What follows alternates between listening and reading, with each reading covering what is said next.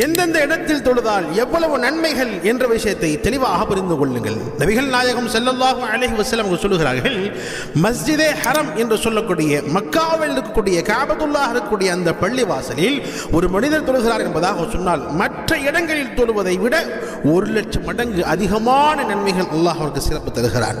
இரண்டாவதாக நபிகள் நாயகம் ஸல்லல்லாஹு அலைஹி வஸல்லம் சொன்னார்கள், மதீனாவில் இருக்கக்கூடிய நபிகள் நாயகம் ஸல்லல்லாஹு அலைஹி வஸல்லம் அவர்கள் அடக்கம் செய்யப்பட்டிருக்கூடிய அந்த பள்ளிவாசல் மஸ்ஜித் நபவி பள்ளிவாசல், அந்த பள்ளிவாசலில் தொழுவது மற்ற பள்ளிவாசல்களில் மற்ற இடங்களில் தொழுவதை விட 1000 மடங்கு சிறப்பு வாய்ந்தது என்பதாக ரசூல் ஸல்லல்லாஹு அலைஹி வஸல்லம் சொன்னார்கள். மூன்றாவதாக சொன்னாங்க, பைத்துல் முகத்தஸ் மஸ்ஜிதுல் அக்ஸா அந்த பள்ளிவாசலில் நாம் தொழுவது மற்ற இடங்களில் தொழுவதை விட 500 மடங்கு சிறந்ததாகும் என்பதாக நபிகள் நாயகம் ஸல்லல்லாஹு அலைஹி வஸல்லம் அவர்கள் சொல்லியிருக்கிறார்கள்.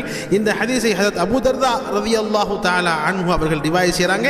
இந்த ஹதீஸ் பைஹகி பஸார் போன்ற நூலிலே பதிவாக இருக்கிறது. அதற்கு அடுத்தபடியாக ரசூல் ஸல்லல்லாஹு அலைஹி வஸல்லம் சொன்னார்கள், இந்த 3 பள்ளிவாசல்களை தவிர மற்ற இடங்களில் இருக்கக்கூடிய எல்லா பள்ளிவாசல்களிலும், அதாவது நம்ம ஊரில் இருக்கக்கூடிய எல்லா பள்ளி உலகம் முழுக்க இருக்கக்கூடிய இந்த 3 பள்ளிகளை தவிர மற்ற பள்ளிகளில் நாம் போய் ஜமாத்தோடு தொழுதும் என்று சொன்னால் வீட்டில் நாம் தொழுவதை விட 27 மடங்கு நன்மைகள் அதிகமாக அல்லாஹ் ஜல்ல ஷானஹு தஆலா நமக்கு தருகிறான். அதே மாதிரி நம்ம வீட்டில் தொழுதோம் என்பதாக சொன்னால் அதில் ஒரே ஒரு தொழுகைக்கு ஒரு நன்மை தான்.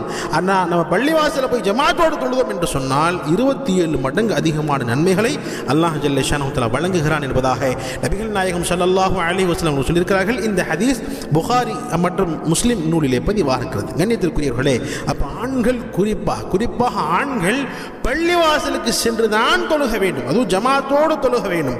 பள்ளிவாசல் எப்போ பாங்கு சொல்லப்படுகிறது, எப்போ ஜமாத் நடைபெறுகிறது என்ற விஷயத்தை முழுமையாக அறிந்து பள்ளிவாசலில் ஆண்கள் ஜமாத்தோடு தான் தொழுக வேண்டும். பெண்கள் அதே நேரத்தில் வீட்டில் பாங்கு சொல்லப்பட்டதற்கு பிறகு, பள்ளிவாசலில் பாங்கு சொல்லப்பட்டதற்கு பிறகு பெண்கள் வீட்டில் தொழுக வேண்டும். பெண்களுக்கு வீட்டில் தொழுகிறது தான் சிறப்பு, ஆண்களுக்கு பள்ளிவாசலில் தொழுகிறது தான் சிறப்பு என்ற விஷயத்தை தெளிவாக புரிந்து கொள்ளுங்கள். நபிகள் நாயகம் ஸல்லல்லாஹு அலைஹி வஸல்லம் அவர்கள் சொன்னார்கள், மிஃப்தாஹுல் ஜன்னதி அஸ்ஸலாஹ், சொர்க்கத்தின் திறவுகோல் தொழுகை என்பதாக சொன்னாங்க.